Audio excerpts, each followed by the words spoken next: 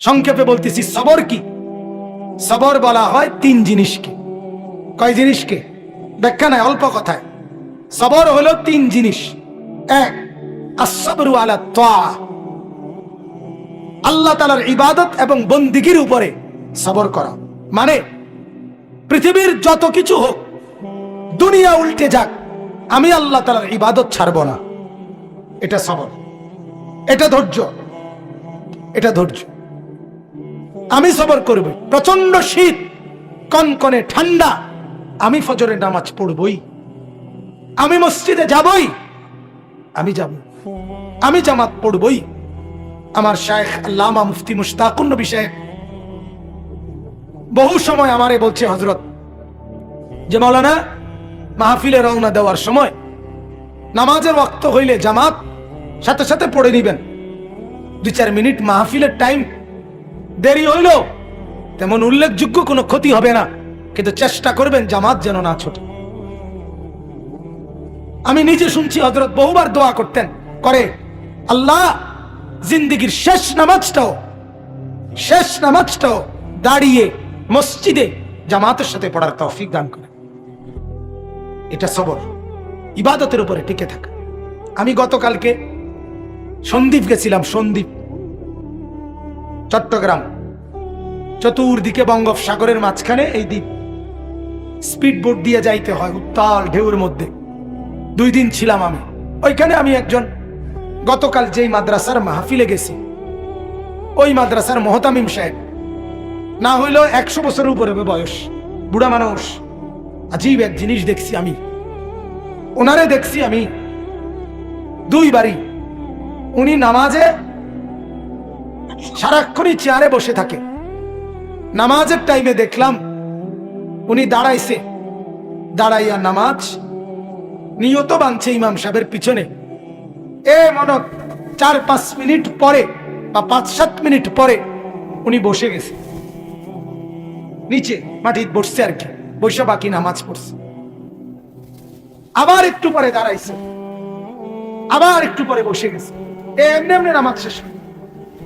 তখন আমি বয়ানে বললাম, আমার বুঝে আসছে আল্লাহর এই বান্দা আল্লাহকে বলছে, মাওলা, নামাজে দাঁড়ানো যে ফরজ, আমি আমার সাধ্যটুকু দিয়ে দাঁড়াইছি, আমি যখন আর পারছি না তখন তোমার জমিনে বসে গেছি।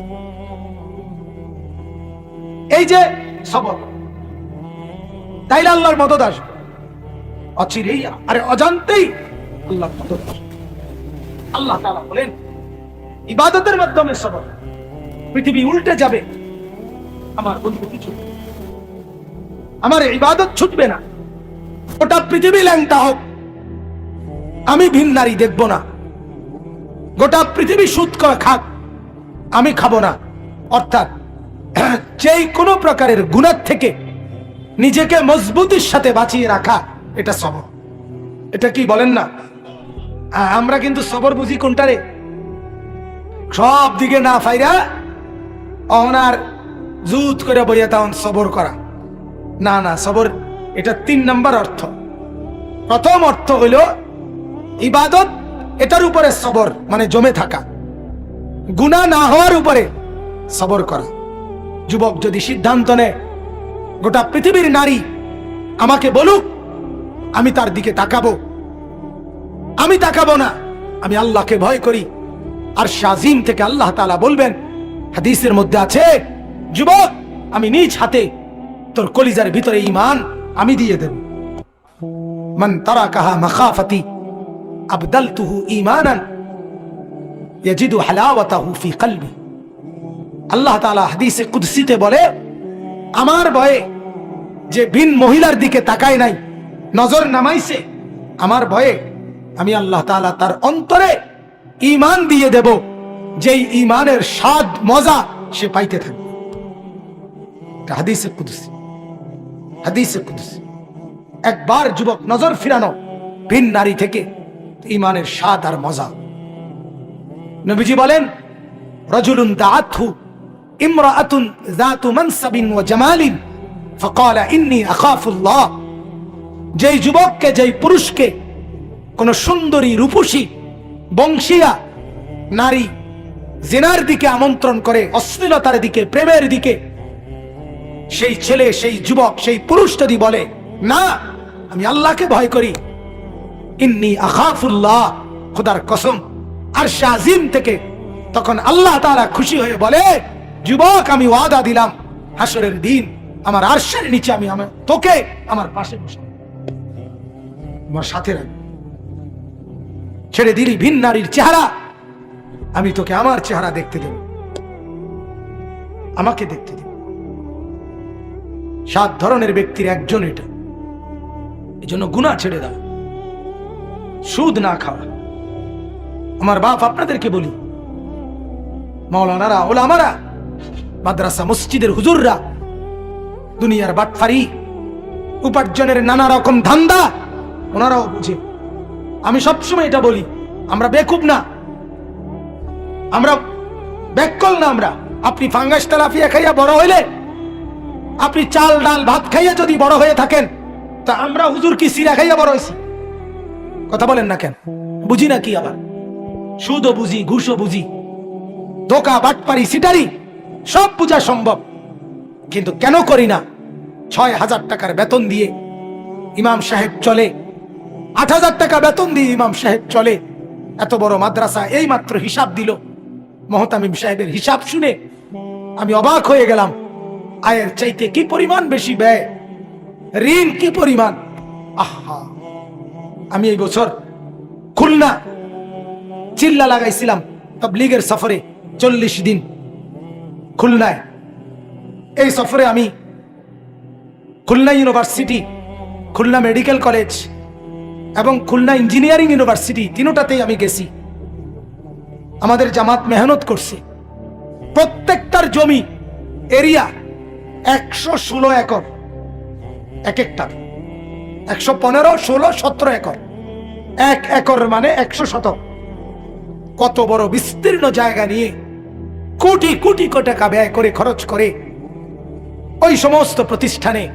আর আমাদের এক একটা মাদ্রাসায় বছরে সামান্য কিছু টাকা, অল্প কিছু উপার্জন দিয়ে না খেয়ে না দে মালিকের 30 দিন, মালিকের 365 দিন কাটায় শুধু একটা আশায় বুক বেঁধে যে মাওলা দুনিয়া যা দিলেন দিলেন না, হাসরের ময়দানে জান্নাত দিয়ে পুরায় দিয়ে।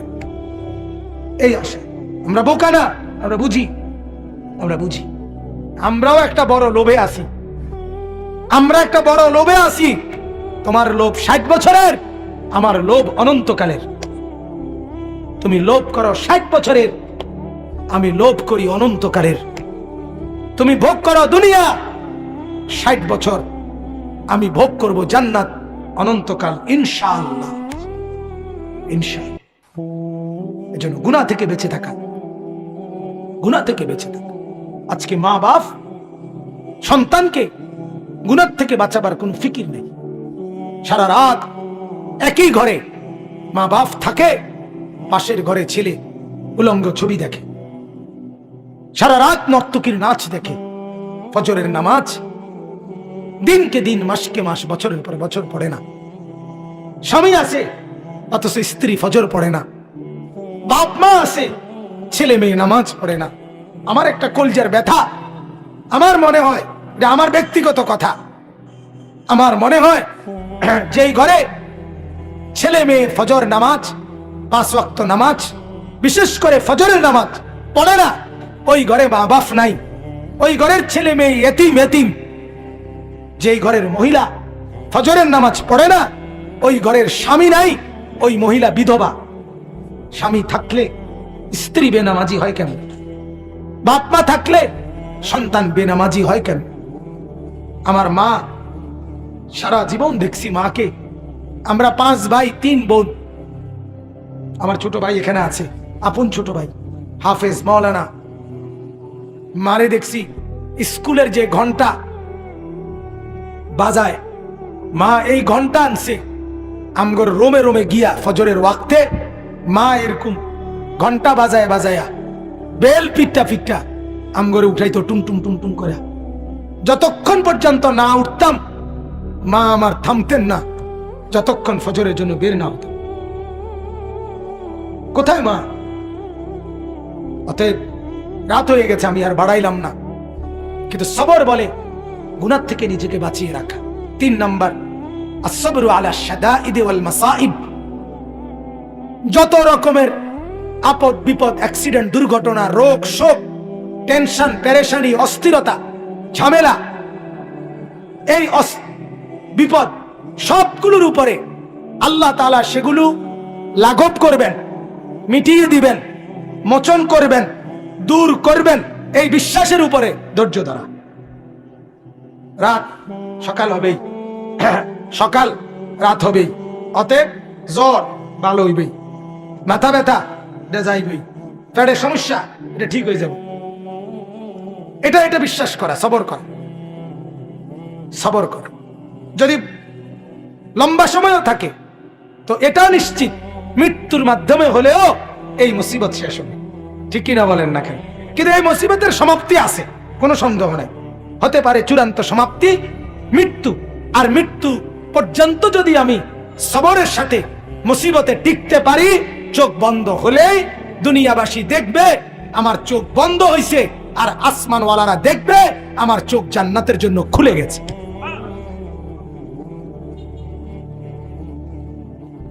অতএব সবর, আল্লাহ তাআলা বলেন সবরের সাথে আমার কাছে চাও। শিরাকান আলাইক, জুতার ফিতা ছিঁড়ে গেলেও নবীজি বলছে আল্লাহর কাছে বলো। ইযা সাআলতা ফাসআলিল্লাহ, কিছু চাও আল্লাহর কাছে। নবীজি বলছে ইযা ইসতাআনতা ফাসতাইন বিল্লাহ, সাহায্য প্রার্থনা করো আল্লাহর কাছেই করো। ইহফাজিল্লাহ ইয়াহফাজকা, আল্লাহকে তুমি খেয়াল রাখো আল্লাহ তোমাকে খেয়াল রাখবে। ইহফাজিল্লাহ তাজিদহু আমামাকা, আল্লাহকে হেফাজত করো, খেয়াল রাখো, আল্লাহকে তুমি তোমার সামনেই পাবা। নবীজি বলছে, নবীজি বলছে অতএব আমরা আল্লাহর কাছ থেকে যা পেতে চাই তার জন্য প্রথম শর্ত কি করতে হবে বলেন না? সবর। কি করতে হবে বলেন? সবরের 1 নাম্বার অর্থ কি? ইবাদতের উপরে টিকে থাকা। 2 নাম্বার অর্থ কি? গুনাহ ছেড়ে দেওয়ার উপরে টিকে থাকা। 3 নাম্বার অর্থ কি? যে কোনো মুসিবতে ধৈর্য ধারণ করে। এই 3টা মিললে হয় সবর। ত্রিভুজ, 3 বাহু মিললে হয়। আমার শায়েখ আল্লামা মুফতি মুশতাকুন নবী সাহেব বলে 3 জিনিস, গুনাহ ছেড়ে দেওয়া, আর করবেন না ওয়াদা দেওয়া, লজ্জিত হয়ে ক্ষমা চাওয়া, এই 3টা মিললে হয় তওবা।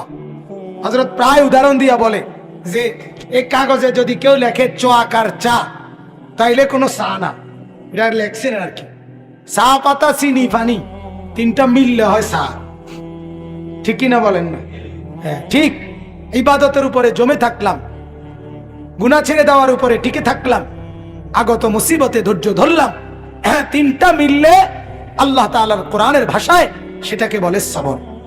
আর হইল নামাজ। নামাজ হাদিসের মধ্যে আছে, আল্লাহ নবী সাল্লাল্লাহু আলাইহি সাল্লামের সাহাবীরা বলেন ইদা হাযাবাহু আমরুন ফাযাআ ইলাস সালাহ। নবীজির সাহাবীরা বলতেন যখনই নবী কোনো পেরেশান হতেন সাথে সাথে নামাজের দিকে ছুটতেন, নামাজ পড়তেন, নামাজ পড়তেন। উম্মতের হালাত তো হলো এই, সুখের নামাজ তো পড়েই না, দুঃখ মুসিবতেও নামাজ পড়ে। ডাকাইতে ডাকাইতে এমন শক্ত ডাকায়, ডাকাইতে তার বিবি হসপিটালে, তার বড় অপারেশন, সে রিসিপশনে বইয়া টেলিভিশন, হসপিটালের টেলিভিশন। কথা বলেন না কেন? তার বাপের রক্ত পরীক্ষা করছে, রিপোর্ট দিব আধা ঘন্টা পরে, এই ডাকাইতে বইসা টেলিভিশন। আল্লাহর প্রতি তার কোনো খেয়াল নাই, কোনো খেয়াল। মুসিবতে পড়েও নামাজে নাই, মুসিবতে নামাজে নাই। এজন্য আমি বললাম আল্লাহ তাআলা বলেন নামাজ, তুমি নামাজ পড়ো, তোমার জরুরত, তোমার প্রয়োজনীয় বিষয় আমি দেখব। আল্লাহ তাআলা বলেন আমি জানি কি লাগবে না লাগবে। অতএব বাপ, নবীজির আখলাক ছিল এটা, যে কোনো পেরেশানিতে তিনি নামাজে দাঁড়াইতেন। ফাজাইলে আমালের মধ্যে শেখুল হাদিস হযরত মাওলানা জাকারিয়া রাহমাতুল্লাহ আলাইহি বলছেন, আমরা পড়ছি এটা হাদিসের, হযরত আনাস রাদিয়াল্লাহু তাআলা আনহুকে একদিন জিজ্ঞেস করছে, ও ও আল্লাহর নবীর সাহাবী, নবীজির জামানায় যখন ঝড় তুফান হইতো আপনারা কি করতেন? হযরত আনাস বলেন, আরে আল্লাহর বান্দা, নবীজির জামানায় আকাশ যদি অন্ধকার হইতো তাইলেই তো আমরা নামাজে দাঁড়ায় যাইতাম। ঝড় তুফান তো পরের কথা। এজন্য বাপ, যেই কোনো ব্যাপারে নামাজের মাধ্যমে সাহায্য চান, সাথে সাথে সেজদা করেন। সেজদা বড় আল্লাহকে কাছে টানার শ্রেষ্ঠতম মাধ্যম। বান্দা যখন সেজদা করে তো আল্লাহ তাআলা মাথায় পিঠে হাত বুলায় দেয়, আদর করে। আকরাবু মা ইয়াকুনুল আবদু মির রাব্বিহি ওয়া হুয়া সাজিদ। নবীজি বলেন, বান্দা আল্লাহ তাআলার সবচেয়ে কাছে আসে যখন সে সেজদা করে। এজন্য আমার আজকের কথা এতটুকুই। এক কথা বললাম, আমরা ঈমানদার, মনে আছেনি? আমাদের ঈমানের পরিচয় যেন ছুটে না যায়। 2 নাম্বার, আমাদের করণীয় 2টা। আল্লাহর ইবাদত, সব ব্যাপারে আল্লাহর কাছে সাহায্য চাওয়া। আর আল্লাহর কাছে যাই চান, চাওয়ার পদ্ধতি কয়টা? 2টা। 1 নাম্বার সবর, বলেন। 2 নাম্বার নামাজ। সবর এবং নামাজ, এই 2টা আল্লাহ তাআলা দেখবেন, আপনাকে আপনার প্রার্থনাকৃত বিষয় আল্লাহ তাআলা সাথে সাথে দিয়ে দিবেন। আল্লাহ তাআলা আমাদেরকে তৌফিক দান করেন, আল্লাহ তাআলা আমাদেরকে কবুল করেন।